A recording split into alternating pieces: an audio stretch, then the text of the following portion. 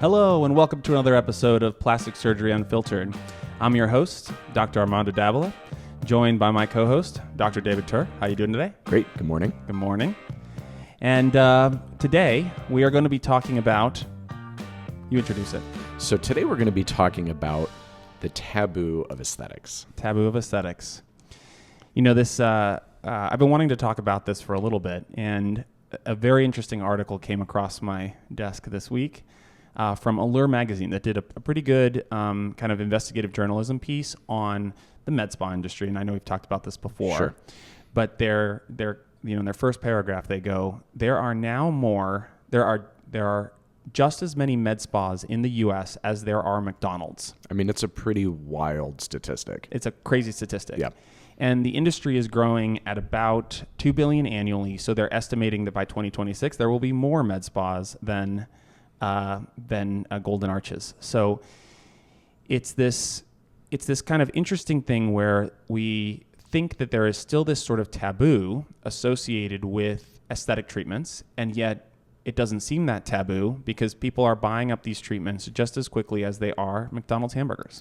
Well, I think, I really think that a lot of it depends on the market as well. We've talked about this. I mean, when you go to some of the major cities, places like New York, places like LA, Dallas, Miami, people are much more open about the fact that they've had plastic surgery. And in fact, some people, in New York, people will advertise essentially that they've had expensive plastic surgery as a status symbol. Correct. Which, I think where we are here in Pittsburgh, it's still very different. We're maybe a decade behind some of those other markets where it is more taboo. People don't want people to know that they've had something done. Why do you think that is? I don't know. I mean, it's very strange because, whoever feels awkward or feels shame about going and getting a haircut, right? People like to look well groomed. People like to look good, and it helps them feel their best. So, why is a haircut that much different than Botox or even something like a breast augmentation? I mean, obviously we feel that it's not, but a lot of people do. Yeah, I think that one of the things that we have thought about and looked at is the idea that you don't have to make huge changes to make a big difference, right? Almost everyone in their life has something that kind of bothers them a little bit or maybe a lot. And it may be something that is relatively small on their body and would probably... just because it's small doesn't necessarily mean that it would be best solved by, a med spa environment, right? Right. Like, for example, I've hated my flanks my entire life. I've had, flank fullness since I was a teenager when I weighed 150 pounds. I will go and do all this dieting and exercise and all this stuff, and it never goes away, right? Sure. And I'm sitting here being like, as a plastic surgeon, why haven't I taken care of it? And recently I decided to, Right. And so, I don't really feel like there's a problem in saying that, but no, obviously I'm in the industry. I started losing my hair in my early 30s, and by my mid 30s, I was like pretty bald, and I didn't like it. It really hurt my self-confidence. So I started using all the meds, a number of products. I grew back what I could, but I still wasn't happy. So I had a hair transplant. Yeah. And frankly, it's been one of the best things I've ever done for my confidence, and I have zero regrets. And I just I don't understand why someone would want to shame another person about them wanting to feel their best. Yeah, there was this, a couple weeks ago, there was like a little bit of a weird turf war. There was a celebrity who was harassed by the paparazzi who kind of shamed her into being like, oh, you've had work done. And she got really upset. She almost started threatening the paparazzi over the fact that they had even suggested this idea. Sure. And then I think a few days later, Jennifer, I can't remember, another artist, another movie star was Sure. so the Hunger Games girl, I don't remember. Jennifer Lawrence. Jennifer Lawrence was like, oh, I'm totally getting plastic surgery. The minute this starts to all go sideways, right. I'm getting this and I'm going to take care of myself. And back to the haircut, getting your nails done, getting your hair cut, doing something nice for yourself, taking care of yourself. I think about this thing, no one would be like, oh, our skin is our largest organ in our Sure. body, right? And skin cancer can kill you, right? Our skin matters. And no one would be like, oh, you know what? Like, your heart is aging. Shame on you for taking your statin. Shame on you for taking your beta blocker. For going to the gym or getting exercise. To like help your heart. Right. Right. But the minute we're like, oh, we're going to do something that's good for our skin health, good for our overall appearance, good for our longevity in a more global sense, now shame, taboo. Yeah. I mean, I don't know. I mean, I wasn't around in the 80s and 90s, and maybe because plastic surgery was not as mainstream, or there wasn't as much of it, or it was only for the ultra rich, or whatever the reason is, maybe that's why people felt like it was kind of this exclusive club. But now aesthetics is accessible to almost everybody. Yeah. I mean, whether it's, like you said, there's so many med spas, and many of them are getting good outcomes, and they're doing the right thing for people, right? Certainly there's some that aren't, but for the most part, the care is pretty good. Yeah. And there's no reason, I don't think there's any reason not to normalize doing things like Botox and injectables and laser treatments, because these are almost, in my mind, certainly they make you look better, but it's almost preventative maintenance, right? You would never buy a car and wait to change the oil for 30,000 miles until the engine explodes. I mean, that is exactly what we see, though, in Pittsburgh, right? Sure. I see a lot of patients who come to me, they're in their 60s, their 70s, and they're like, I'm ready now for my facelift. And I go, you haven't done any preventative maintenance. You've waited until basically your engine's about to explode, and now you want this you want this big, huge operation, and the then engine people are overhaul. Like, yeah, and they're like 6 hours, 8 hours for my face. Yeah, I'm sorry, it's not just a facelift. You're going to get a facelift, a neck lift. You need resurfacing. You need fat grafting. You need all this care for this thing that you've neglected for 20 years. And like I explained to my patients, like, aging doesn't work. It's not, you wait 5 years and then you drop 5 years, right? It's probably sort of linear. Yeah. Now, actually, we've found out there are a few drops, points. But the way I think about it is every time, let's say you do a laser treatment, you bump that curve up a little bit and you bump it up again. And so you change your slope. And so the people that routinely do what we'll call routine maintenance treatments don't age in the same way that people that don't do that will age. Yeah. Again, the beauty industry, the cosmetic industry is massive, billions and billions every year. And so people want to look better. They want to feel better about themselves. And I think it's frankly ridiculous that, people feel shame about doing those things. I love the car analogy you just made right now because, let's say you have I hope that people care about their bodies like they do maybe a nice car. I hope they do. Some people do. Some people maybe don't. But it's like, if you have a nice car, maybe the routine oil change, you may not go to the dealership, right? They're going to charge you a premium. And let's consider ourselves the dealership. Sure. We're probably going to charge a premium because, we really have this sort of expertise associated with the human body.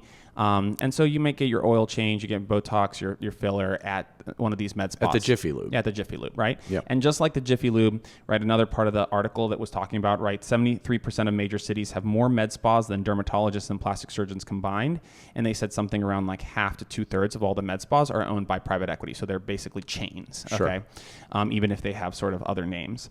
And so it's like the Jiffy Lube, right? And they're probably going to provide decent service. Most of the time, nothing's going to go wrong. But every once in a while, the Jiffy Lube pokes a hole in your engine, and now you're like going to plus you don't go to Jiffy Lube for the engine overhaul. Sure, you go for your oil change. Exactly, your oil change. And if you want to do it all at the dealership, you can. But that's also what we're here to do. Again, it's like, I'd find it interesting if someone was like, well, I get my routine maintenance at Jiffy Lube, but now my trend, whatever. Yeah. I'll stop using the car analogy, but like something major has happened and I'm still going to continue to go to the Jiffy Lube. The Jiffy Lube. That's a little weird. And then be ashamed that they're showing up to the dealership to get the work done. Although I guess some people do feel that way. I guess they do. You feel like you're cheating on your dealer or something. I guess maybe. I don't know. I just, especially after kind of participating in some of these procedures, I haven't recovered from mine, so I don't know what yet my confidence level will be, but it's been kind of a really nice experience to see what the patient experiences, kind of what happens along the process, and that while these things are still surgery and they're still important, right? I had tried some of the non-invasives. I'd tried some of this stuff like the cool sculpting and all these things, and they didn't quite work for me. And it's not saying that they won't work for other people, but certainly they did feel more like a maintenance rather than a than as treatment. like a definitive fix. Yeah. Well, again, like going back to that analogy of the aging curve, right? Sometimes you need a big jump to get back up on the curve. And then when you do that, then you can maintain with those maintenance treatments. Yeah. I sort of think, and gosh, I'd love if people like comment on our Instagram, what their thoughts are about why there is still shame in the industry and taking care of yourself. But I find that especially in this town, people work really hard, right? Yeah. And especially with weight loss patients who we treat a lot, they've put a lot of effort into it. They've worked really hard. They've lost that weight. And then they're still ashamed of it because they feel like they've cheated. And this is present, I think, a lot, right? Sure. Like people they cheated because they used Ozempic. What are your thoughts on kind of like that? I mean, I think that's ridiculous, right? I mean, the data is pretty clear that most people that are overweight never lose the weight without some help. Traditionally, it was with bariatric surgery. When I was in general surgery, I think we used to say something like 99 or 98% of people never lose that weight without bariatric surgery. And so, I mean, I guess some people might shame people for having bariatric surgery, but again, I think it's ridiculous that if someone wants to do something, I'm going to call it making an investment in their health to lose that weight, that someone would say, oh, you shouldn't do that. And it's the same thing. This is just a different mechanism to do that. Now, of course, if you take GLP-1 meds for 6 months or a year and you lose that weight and then you go back to your old habits, you're going to gain the weight back. Sure. Right? So, I mean, obviously it's important to make some long-standing lifestyle changes as part of that as well. But I just, again, I don't think it's really fair because you're not living in someone else's shoes. Like, you don't know what's in their head. You don't know what might help their confidence. Like, and this is kind of one of our taglines, right? Like, everybody deserves to be the best version of themselves. Everybody deserves to be as confident as they want and as confident as they can be. And, I just think it's kind of ridiculous that people would not want other people to feel that way. Yeah. And again, if you're a person, and this is go back to my heart analogy, if you're a person who goes to the doctor and you're told, hey, your heart is large, you're having problems, your blood pressure is high, and you want to do it without medication, you want to just like do the exercise, meditate, change your lifestyle, and you want to do it that way, that's cool. But then they also have invented this medication if that doesn't fit into your lifestyle, right? Your ability to do things. I mean, some like high cholesterol, right? Some people just eat like crap and have high cholesterol, and some people genetically are predisposed to have high cholesterol, and you eat pretty well and you still have high cholesterol. I mean, they say a lot that's true, right? So I mean, and so I think that's true with weight as well, right? And we say, okay, well, why is it like for the first time in decades, obesity is on the decline? Like, that is something to celebrate because these medications have gone out, not to shame people over. Yeah. And you go, well, why is it? I mean, guys, the industrial complex has made processed food as addictive as possible and as bad as possible for you. Yeah, I mean, it was intentional. It's intentional. We are fighting a losing battle if we just say, well, we can't fight back, right? Totally. And so, I'm glad these medications are out. I'm glad these things are happening, and I feel that what I kind of took from this article is this sort of curious dichotomy where clearly there are people, the business is moving up, right? There must be a lot of customers for this. There must be demand. Exactly. Otherwise, they wouldn't exist. But at the same time, I agree with you that there's still this undercurrent of taboo around all aesthetic treatments, whether that's medical aesthetics, med spa treatments, or plastic surgery. Yeah. And again, you don't have to come here. You can go to the Jiffy Lube. I don't mind. I mean, they talk a little bit about like why that happens, right? Because, and this is practically true. We buy our products. We're a single location. We're a single set of providers. When you are a private equity company, you own 20 med spas, you buy the products, the Botox, the fillers in huge bulks. You get huge bulk discounts. Yeah, there's an economy of scale around exactly. And so they can offer these discounts for people, and that's fine. If that's your barrier to entry and it gets you taking care of yourself, I am all for it, you know? Yeah, I think that's great. But then, definitely there is problems where the industry is pretty unregulated. They mentioned how, and we have a friend who has experienced this. She has a little spa, but then she has salon by Board of Cosmetology, right? And she mentions how the Board of Cosmetology comes in twice a year to inspect her Right. salon, but she's never had anyone come in to inspect her med spa. And so that is part of where the industry hasn't kind of caught up. And, I think we, as our societies in particular, I think as plastic surgeons dermatologists who sit on their high horse and be like, well, we provide this extra special, extra safe thing. But I think that's not the point. For me, it's, again, like you said, our motto is everyone deserves to be the best version of themselves. They shouldn't be held back by this. And I also think that we have to look at ways why shame is so present in this industry. Yeah. I mean, one other thought that I had while we were chatting is that, and we've talked about this, is that, things like social media has really skewed people's perceptions, not only of other people, but of themselves. Okay. Right. And so, you see all of these, everyone's on social media and nobody is ever going to not put their best foot forward. Right. Okay. So if you're an influencer, you're putting yourself out there, all of the pictures, they're posed. Of course, they have the makeup on. Of course, they're going to look great. So if you're comparing yourself to that, I think it probably does hurt a lot of people's confidence. And so, part of this concept of authenticity is, if there's something about yourself that you're self-conscious about, I think it's okay to go ahead and make that change, because other people, you're seeing, these quote unquote perfect people out in the world and on social media, and they're not perfect. They're not at all. They're using filters, they're using, they're modifying the images, they're doing a lot of different things. But if you see them in real life, maybe some of them will look like that. I bet most of them don't, right? But most of us don't live our lives online. We live our lives in the world. And so I think it's totally fine for people want to be the authentic version of themselves, whatever that means. That's correct. I think we've done an episode on that, and we really try to filter that, right? Why are people coming in? Are they doing this for themselves, or are they doing this for others? It usually never ends well when you're doing it for someone else or for a social post or whatever. Totally.